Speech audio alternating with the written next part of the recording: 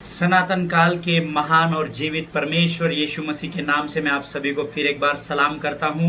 मेरा विश्वास है जो वचन हम मनन कर रहे हैं उसके द्वारा प्रभु आपसे बात कर रहा है। आमीन। मुझे कल 2-3 ईमेल्स आए हैं और लोगों ने अपनी गवाहियों को मेरे साथ बांटा है कि परमेश्वर उनसे बात कर रहा है। आमीन। प्रियो, मेरा यीशु मसीह जो है वो किसी व्यक्ति का कर्जदार नहीं है। आमीन। जितना आप उसकी ओर बढ़ेंगे उतना ही तेजी से वो आपकी ओर आएगा। हालेलुया। क्योंकि यीशु मसीह जो है वो कल, आज और युगानुग एक सा परमेश्वर है। आमीन। आज फिर एक बार हम अपने मनन के विषय में जाएंगे। हम उड़ाऊ पुत्र के विषय में सीख रहे हैं और परमेश्वर का धन्यवाद हो कि परमेश्वर आपको समझने के लिए ज्ञान और बुद्धि दे रहा है। आमीन। आइए फिर एक बार हम उसी वचन में जाएंगे। प्रियो, इससे पहले हम आगे बढ़े, हम सब मिलकर एक मन और एक चित्त होकर प्रभु से प्रार्थना करेंगे। आमीन। आइए हम दुआ करें। धन्यवाद और धन्यवाद और धन्यवाद देते हैं आकाश और पृथ्वी का निर्माण करने वाले महान और जीवित परमेश्वर।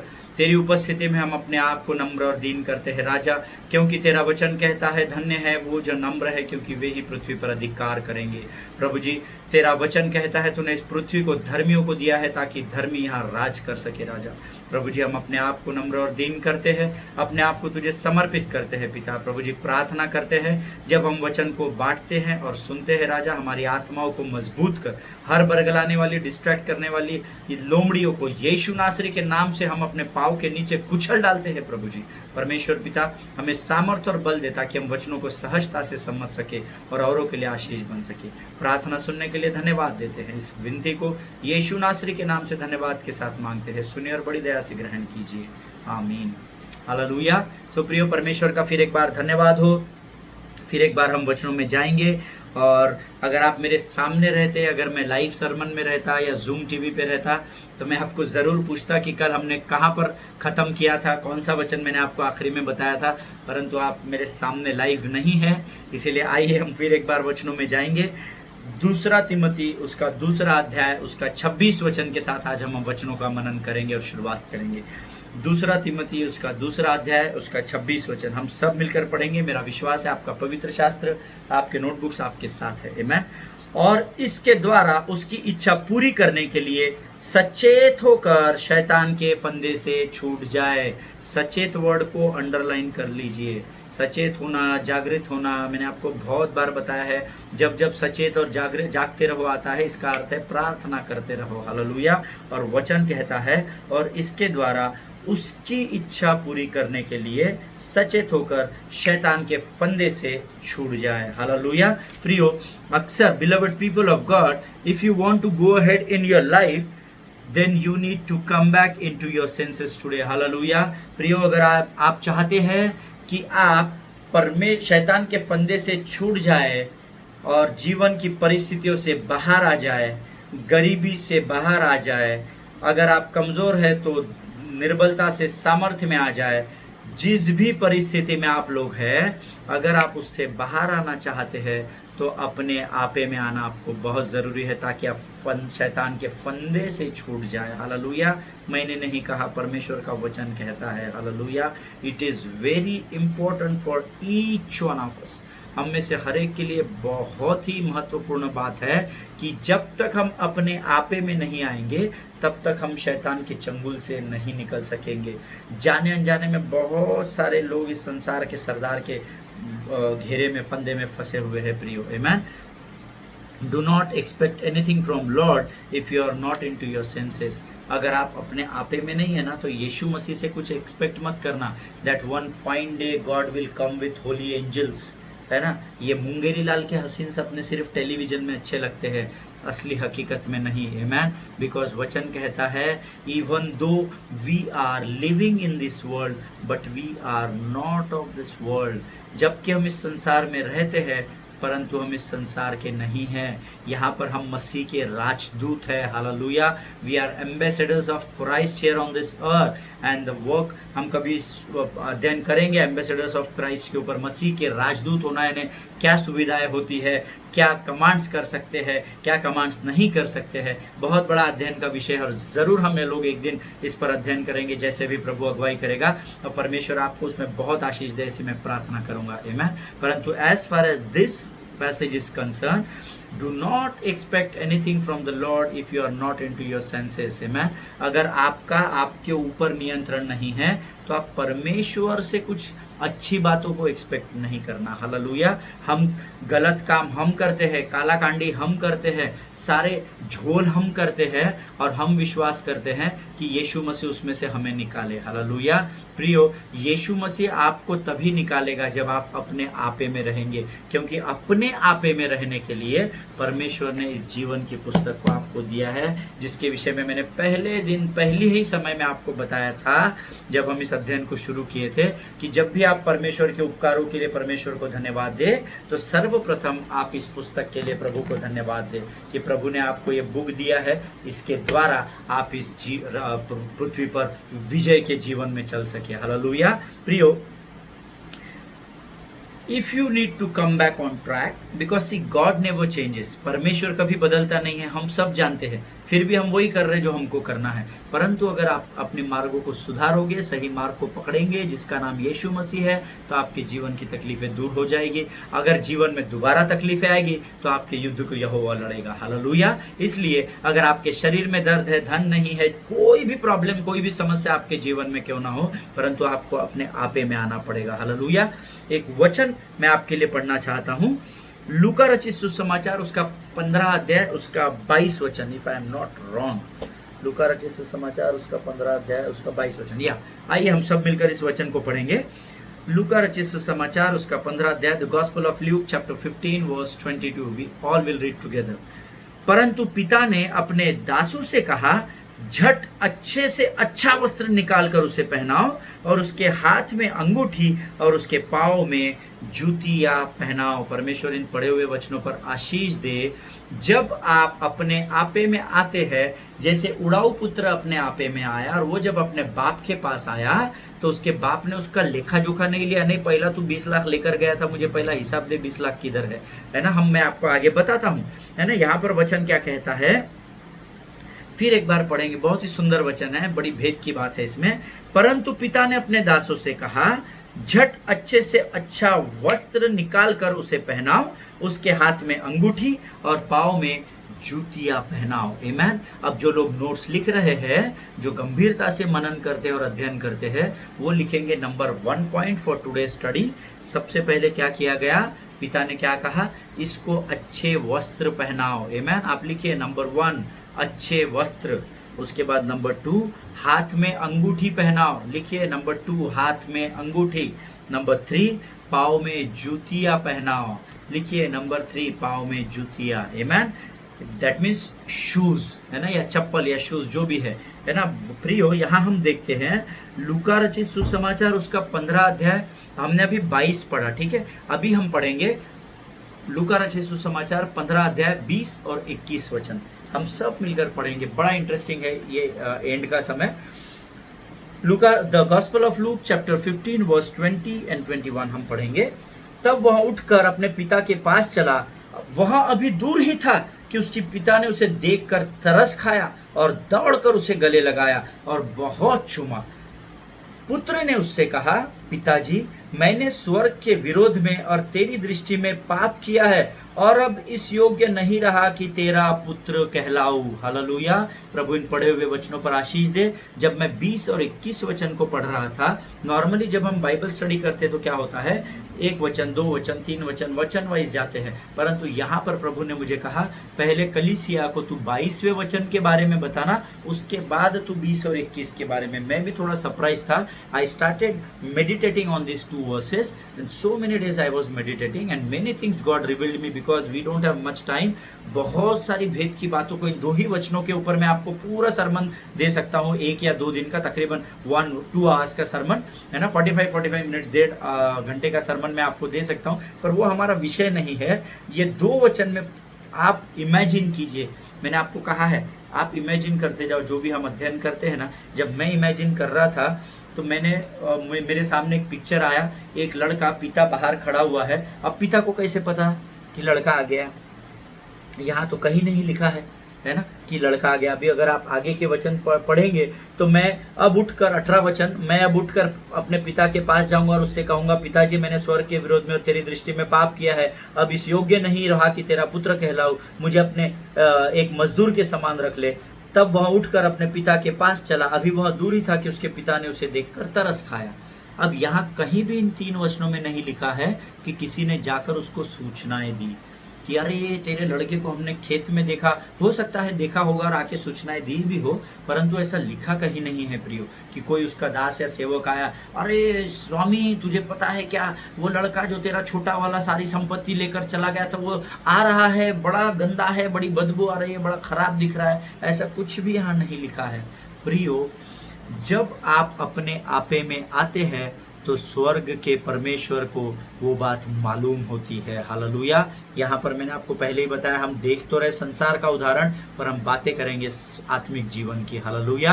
प्रियो, जब कभी आप आपके आपे में नहीं भी होते हैं तब भी पिता जानता है, और जब आप आपे में आ जाते हैं तो पिता को आप पर तरस आ जाता है। हालेलुया। जैसे इस बाप को यहाँ उस पर तरस आया, और वचन कहता है कि अब वो दूर ही था कि उसके पिता ने उसे देखकर तरस खाया और उसे गले लगा लिया। हालेलुया। आज कितने लोग चाहते हैं कि आपको यहोवा परमेश्वर गले लगाए।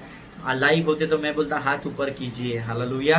हम सब चाहते हैं, मैं चाहता हूं कि रोज प्रभु आकर मुझे हग करे और मुझसे कहे, हे मेरे बेटे मैं तुझ पर विश्वास करता हूं और तुझसे बहुत प्रेम करता हूं। हालेलुया। प्रियो, जिस समय आपके जीवन में ये बातें होने लग जाएंगी तब आप नेचुरल लाइफ से सुपर नेचुरल लाइफ में प्रवेश कर जाएंगे। हालेलुया। और मैं आपके लिए प्रार्थना करूंगा कि जरूर आपके जीवन में परमेश्वर ये कार्य करे। हालेलुया। प्रियो, यहाँ वचन कहता है उसे देखकर तरस खाया और दौड़कर उसको 2 चाटे नहीं मारे, मेरा धन किधर है, कैसा हो गया तेरा हालत, किधर गया, है ना, ऐसा नहीं किया। उसे दौड़कर गले लगाया। उतनी गंदगी में, उतनी बदबूदार परिस्थिति में, ना उसके पाँव में, ना तो उसके शरीर पर वस्त्र रहे होंगे, ना तो उसके पाँव में जूते रहे होंगे, चप्पल रही होंगी। इतनी गंदी परिस्थिति में भिखारी से भी बदतर जिंदगी थी उसकी, ऐसा वचन हमें बताता है। सुअरों का जो भिखारी तो एक बार का मांग के हम लोगों का झूठा खाता है, मनुष्य का झूठा, परंतु वचन बताता है प्रियो उससे भी बदतर हालत उड़ाऊ पुत्र की थी। वो तो सुअरों का खाना खा रहा था, है ना, वो भी बचा हुआ बदबूदार। कितना स्टिंक हो रहा होगा, उसका बॉडी कितना हो रहा होगा। परंतु वचन ये नहीं कहता कि परमेश्वर, उसके पिता ने ये कहा, दासो इसे पहले वहां हौद पर लेकर जाओ, इसे पहले अच्छे से नहलाओ धुलाओ और फिर इसको कपड़े और वस्त्र पहनाओ। ऐसा कुछ भी नहीं लिखा है। वो सब प्रोसीजर बाद में हुआ होगा, लेकिन पहले ये कहा गया कि वो उसे तरस आया और वो दौड़कर उसने उसे गले लगा लिया। हालेलुया। और उसे बहुत चूमा। आप किसी भिखारी के बच्चे को अपने गोद में लेके कभी चूमा है क्या आपने, है ना? जब हम ऑर्फनेज में जाते हैं, इधर जाते उधर वो बच्चे होते हैं, है ना, हमको उनको देखकर तरस आता है। प्रियो, परमेश्वर ने आपको और मुझे इसीलिए चुना है कि परमेश्वर का स्वभाव आपके और मेरे अंदर आ सके। हालेलुया।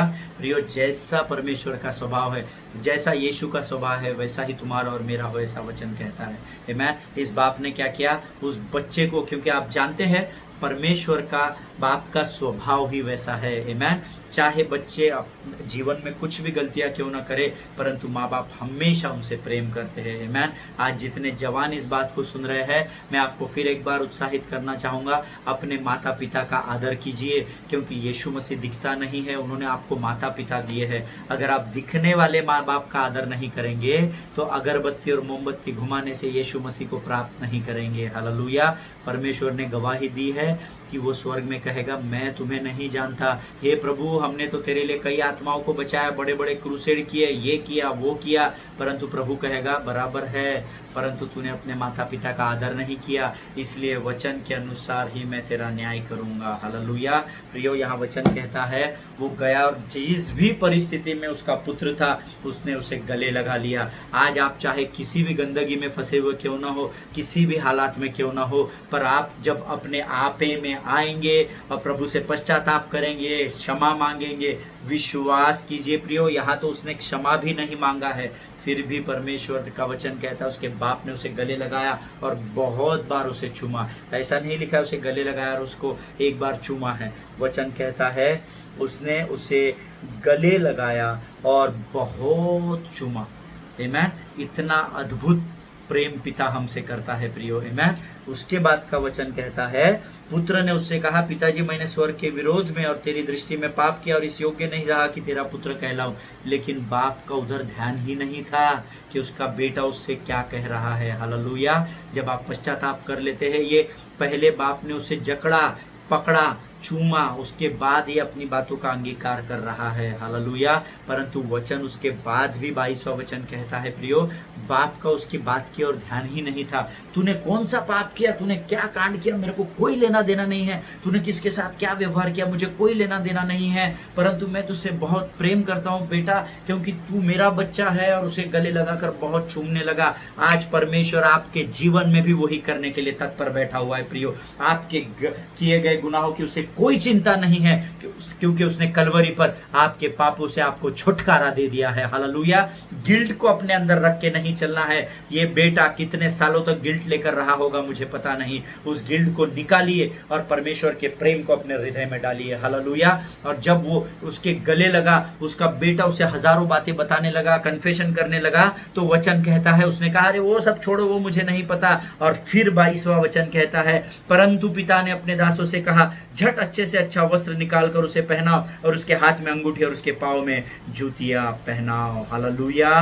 प्रियो, लूका रचित सुसमाचार उसका 3रा अध्याय उसके 22वें वचन में जो अभी हमने पढ़ा, वो अपने दासों को कुछ और ही आज्ञा दे रहा है। बेटा कुछ और कहानी बता रहा, लेकिन बाप को कोई लेना देना नहीं। अरे छोड़ दे, वो जो हो गया, जब बाबा ये सब सामान लिए, जब सब वस्तुएं मेरे बेटे के लिए लेकर आओ। हालेलुया। अभी हम देखेंगे जो 3 पॉइंट्स हमने लिखे, अच्छा वस्त्र, हाथ में अंगूठी और पाँव में जूतियाँ। इसका अर्थ क्या है, ये अभी हम अध्ययन करने जा रहे हैं। हालेलुया।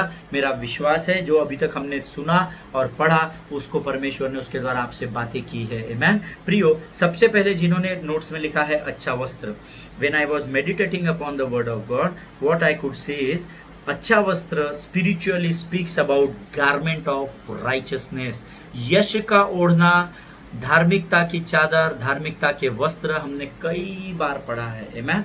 तो अच्छे से अच्छा जो ये इसको वस्त्र यहाँ दिया गया, वो कैसा था, जो उसकी अलमारी होगी, बड़ी अलमीरा होगी, अंदर उसके अच्छे से अच्छा, महंगे से महंगा वस्त्र उसके पिता ने निकाल कर लाने की आज्ञा दी है। परंतु जब हम आत्मिक लेवल पर सोचते हैं, दैट गारमेंट, इंग्लिश में मैं आपके लिए पढ़ना चाहता हूँ प्रियो, 22वां वचन, but the father said to his servants, bring quickly the best robe. हालेलुया। ब्रिंग क्विकली ऐसा बोला है, झट से, तुरंत अच्छे से अच्छा वस्त्र लाओ। कल नहीं, पहले इसे नहला दो, ये करा दो, वो नहीं, झट से अच्छे से अच्छा वस्त्र लाओ। सबसे पहला कमांड दासों को उसके पिता ने किया, जो बताता है, ये एक वचन हम पढ़ेंगे, God reminded me of one verse, यशायाह की किताब, उसका the book of Isaiah chapter 61 verse 10, अब सब मिलकर पढ़ेंगे, हम निकालेंगे। यशायाह की किताब उसका 61 अध्याय उसका 10 वचन हम पढ़ेंगे,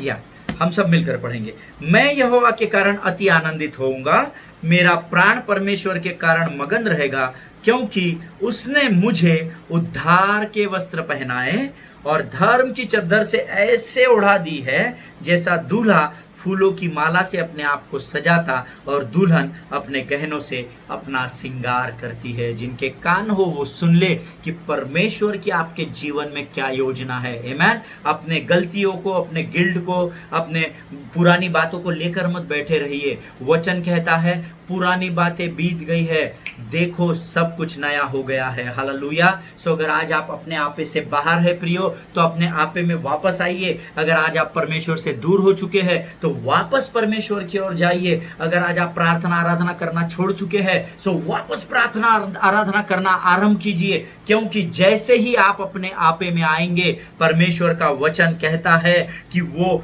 आपको उद्धार के वस्त्र को फिर एक बार पहनाएगा, धर्म की चादर आपको ऐसे उड़ा देगा जैसे दूल्हा फूलों की माला में अपने आप को सजाता है और दुल्हन अपने गहनों से अपना श्रृंगार करती है। हालेलुया।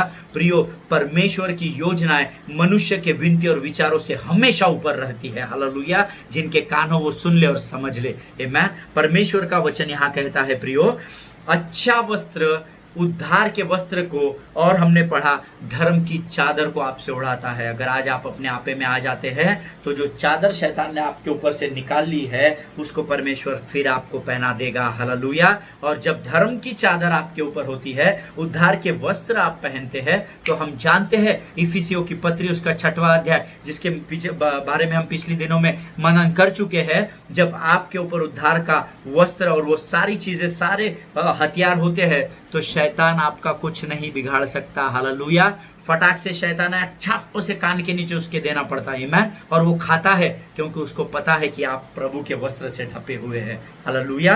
दूसरी जो बात है वो है हाथ में अंगूठी। जब मैं इसका अध्ययन कर रहा था, स्कॉलर्स के बुक्स पढ़ रहा था और बहुत सारे वीडियोस और विकिपीडिया और बहुत सारा अध्ययन कर रहा था, तो प्रियो स्कॉलर्स बताते हैं कि वो जो अंगूठी थी वो 1 या 2 तोले की अंगूठी नहीं है जैसे हम लोग पहनते हैं, आमीन, जो साधारण लोग पहनते हैं। वचन कहता है वो 3 इंच मोटी और ऊंची थी। हालेलुया। अब आपके घर में अगर स्केल होगी तो उसको सामने लाइए और 3 इंच गिन लीजिए। मैं आज आपको एक्चुअली वो डेमोन्स्ट्रेशन दिखाने वाला था 3 इंच कितना होता है, बट मैं भूल गया, माइंड से स्किप हो गया, मैं स्केल लेकर नहीं बैठा।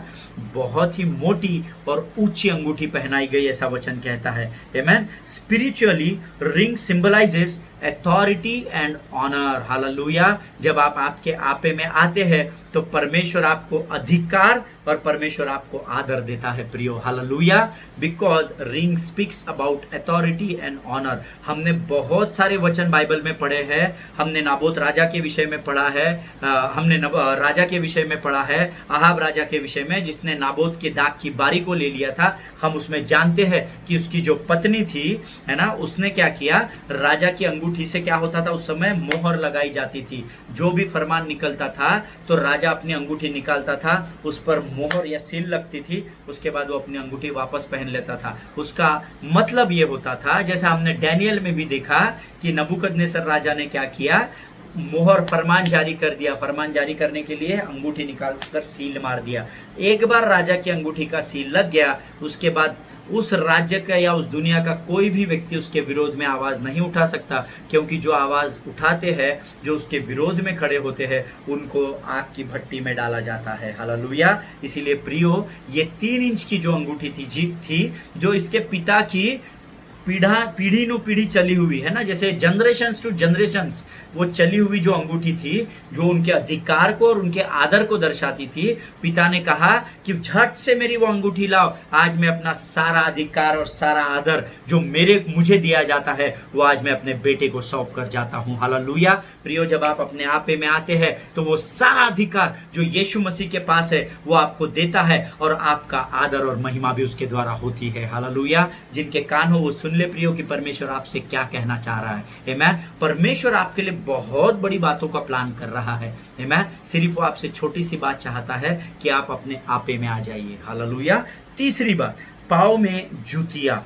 अकॉर्डिंग टू जूइश कस्टम्स, यहूदियों के परंपराओं के अनुसार जो दास होते थे उस समय, उनके पाँव में जूते चप्पल नहीं होते थे। वो उनको पहचानने का तरीका था। आप दास है या आप राजा है या आप कौन है। मैंने जैसे लास्ट टाइम भी आपको बताया, कुड़ी का अलग वस्त्र होता था, राजा का अलग वस्त्र होता था, अंधों का अलग वस्त्र, भिखारियों का अलग, वस्त्रों से पहचान होती थी। आमीन। प्रभु का धन्यवाद हो, परमेश्वर ने पहले कहा कि वो मुझे अच्छा वस्त्र देगा, मुझे उद्धार का वस्त्र देगा, श्वेत वस्त्र देगा। हालेलुया। दूसरा, वो मुझे अंगूठी भी देगा जब मैं अपने आपे में आ जाऊंगा, जिसके द्वारा वो स्वयं का अधिकार जो मैं सिर्फ यीशु के नाम के द्वारा शैतान से लड़ सकता हूँ, वो संपूर्ण अधिकार मुझे प्राप्त होता है और मुझे महिमा और आदर भी प्राप्त होता है। हालेलुया। और तीसरा, पाँव में जूतियां देता है। जूतियां जो है प्रियो, वो उस समय दासों को पहनाई नहीं जाती थी। अगर आप सिर्फ वो व्यक्ति के पाँव को देख लेंगे और अगर उसके पाँव में कुछ नहीं है, इसका अर्थ है कि ये यहूदी गुलाम है। हालेलुया। ये मैं हवा में नहीं फेंक रहा हूँ, ये मैं अध्ययन करके आपको प्रमाण दे रहा हूँ। हालेलुया। प्रियो, उस समय जूइश कस्टम्स ही वैसा था। आप जूइश बुक्स को पढ़िए, आपको समझ में आएगा कि उस समय के कस्टम्स और ट्रेडिशंस कैसे थे, परंपराएं और रूढ़ी कैसे चलती थी उस समय। आमीन। और वचन यहाँ बताता है, उन गुलामों को पाँव में कुछ भी पहनने का अधिकार नहीं था। इसीलिए जब वो वापस आया, उसके पिता ने उसके पाँव को देखा, क्योंकि दूर से तो दिखा नहीं होगा ना, जब गले लगा होगा तब उसके पाँव को देखा होगा, और उसने क्या कहा, झट से इसके लिए जूतियां मंगवाओ। हालेलुया। जूतियां पाँव में होना, इफिसियों की पत्री उसका 6वां अध्याय उसका 12 वचन हम अध्ययन कर चुके हैं। और पाँव में मेल के सुसमाचार की तैयारी के जूते पहनकर, और आगे फिर वचन बढ़ता है। हालेलुया। प्रियो, पाँव में जूते होना, यानी उस पिता ने उसको ये भी अधिकार दे दिया कि अभी तू दास नहीं रहा, परंतु अभी तू स्वामी बन चुका है, अभी तू राजकुमार बन चुका है, और मैं तुझे अधिकार देता हूं कि तू जाकर लोगों को इन भले कामों के विषय में अपने जीवन की गवाही को दे। हालेलुया। सिर्फ परमेश्वर के सुसमाचार को अपने जीवन में लेकर अपने पत्नी, अपने बच्चे, अपने माता पिता, भाई बहन, इनमें व्यस्त नहीं होना है। आपको वो जूते इसलिए पहनाए गए हैं कि आप संसार के कोने कोने में जाकर सुसमाचार का प्रचार करें। हालेलुया। प्रियो, जब संसार के कोने कोने में, यानी आपको यहाँ से उठाकर सीधा इजराइल परमेश्वर नहीं लेकर जाता, वो पहले छोटी बातों में आपको जांचता और परखता है। जब आप छोटी बातों में विश्वास योग्य होते हैं तो लूका रचित सुसमाचार 16 अध्याय 10वां वचन कहता है, जो छोटी बातों में विश्वास योग्य है वही बड़ी बात में भी विश्वास योग्यता के साथ रहेगा। हालेलुया। जिनके कान हो वो सुन ले। Spiritually if you think or if you want to know, shoes symbolize our faith and readiness to be of service to God, and also protection we receive from God. Amen. ये spiritual symbolization है, मैंने नहीं बनाया है, ये scholars ने पता किया है। उन्होंने पूरा जब अध्ययन किया तो शूज जो है वो परमेश्वर की ओर से आपके लिए प्रोटेक्शन को लेकर आते हैं, ऐसा सिंबलाइज करता है जूता या आपकी चप्पल जो होती है। यानी आप परमेश्वर की संपूर्ण कंप्लीट प्रोटेक्शन में हो, संपूर्ण सुरक्षा का घेरा, परमेश्वर का बड़ा सुरक्षा का बड़ा आपके चारों ओर परमेश्वर ने बना कर रखा है। हालेलुया। इसका अर्थ है प्रियो, जब उड़ाऊ पुत्र अपने घर में वापस आया तब पिता ने उसे अपने पिता पुत्र के प्रेम को ध्यान में रखते हुए उन सारी चीजों से लेस कर दिया, सारी चीजों से भर दिया। हालेलुया। प्रियो, आज अगर आप अपने आपे में नहीं हैं तो आपे में आइए। आपे में आने के लिए आपको परमेश्वर के पास आना पड़ेगा। हालेलुया। जैसे ही आपके मन में परमेश्वर के प्रति ख्याल आएगा, आपके मुख से शब्द निकलेंगे, जैसे उड़ाऊ पुत्र के मुख से निकले कि अगर मैं अपने पिता के घर पे होता तो ऐसा होता, वैसा होता, और जैसे ही वो अपने आपे में आया वो वापस आ गया। हालेलुया। आज अगर आप परमेश्वर से दूर हो चुके हैं, वो पहला सा प्रेम जो आप यीशु मसीह से करते थे उससे अगर आप दूर हो चुके हैं, केवल यीशु को, प्रार्थना को, आराधना को आपने एक फॉर्मेलिटी बना दिया है, तो आप अपने आपे से बाहर हो चुके हैं। हालेलुया। अपने समय को परमेश्वर को दीजिए और परख कर देखिए कि यहोवा कैसा भला परमेश्वर है। हालेलुया। प्रियो, क्या आज आप अपने आपे से बाहर हैं? ये सवाल आपको अपने आप से पूछना है। मैंने अपने आप से पूछा जब मैं अध्ययन कर रहा था। मैंने कहा, हाँ प्रभु, कुछ बातों में मैं अपनी ही चला रहा हूँ, तेरी नहीं सुन रहा हूँ। प्रभु ने मुझे कुछ बातें बताई। आमेन। आज हम इस विषय को यही समाप्त करेंगे। आमेन। 3 चीज़ें या 4 चीज़ें हैं जो कंक्लूजन के तौर पर मैं चाहता हूँ आप लोग लिख ले, ताकि जब आप इस पर अध्ययन करें तो प्रभु की आत्मा आपसे बातें कर सके। Amen. The first thing which I want you to write down, that is, be under the authority of your spiritual father. Hallelujah. अपने आत्मिक पिता के अधीनता में रहना सीखिए प्रियो। हालेलुया। आपके फादर कौन है, आपके पास्टर कौन है, मैं नहीं जानता, परंतु अधिकारियों की अधीनता में रहना सीखिए। ये अधिकारी की अधीनता से बाहर हो गया और इसका जीवन खराब हो गया, इसने कुकर्म में अपनी संपत्ति उड़ा दी। तो फर्स्ट थिंग जो आपको ध्यान में रखनी है, be under the authority of your spiritual father. अपने आत्मिक अगुओं के अधीनता में रहिए। Amen. Number 2, don't break your commitment with your heavenly father. Hallelujah. जब आप उधर अपनी वाचा को पूरा रखेंगे तो संसार में आप बराबर कनेक्शन में रहेंगे सब लोगों के, पर अगर आपका कनेक्शन वहाँ पर ही गलत है तो संसार में आप किसी की भी वाचा के अंदर बने नहीं रह सकते। आमेन। इसीलिए दूसरा point, don't break your commitment with your father. अपनी वाचा को जो आपने आपके स्वर्गीय पिता से की है उसे कभी भी मत तोड़िए। Amen. Number 3, don't surrender yourself to the world. Hallelujah. And the people of the world. अपने आप को संसार की अधीनता में मत रखिए, कभी भी मत कीजिए इस कार्य को। 500, 1000, 2000, 5000 ज्यादा कमाने के लिए अपने पिता की वाचा को तोड़कर संसार की वाचा को मत बांधिए प्रियो। Hallelujah. Your priority is your God in your life. Hallelujah. आपकी प्रधानता, आपका जो सबसे पहला आदर होना चाहिए वो आपके स्वर्गीय पिता के लिए होना चाहिए। इसलिए तीसरा point, don't surrender yourself to the world. अपने आप को संसार की अधीनता में मत दीजिए, क्योंकि वचन कहता है मनुष्य को प्रसन्न करने से अच्छा है हम परमेश्वर को प्रसन्न करें। हालेलुया।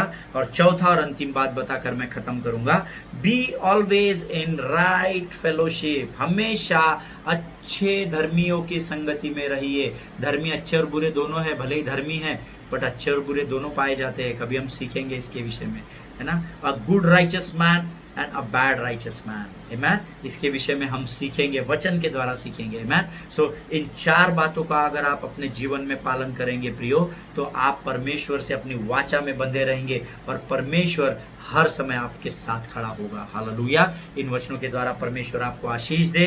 आज हम इस विषय को यहीं खत्म करेंगे, कल से हम एक नए विषय में वापस जाएंगे। प्रार्थना कीजिए कि प्रभु सटीक विषय और सरल भाषा में आप तक वचनों को पहुंचा सके। हालेलुया।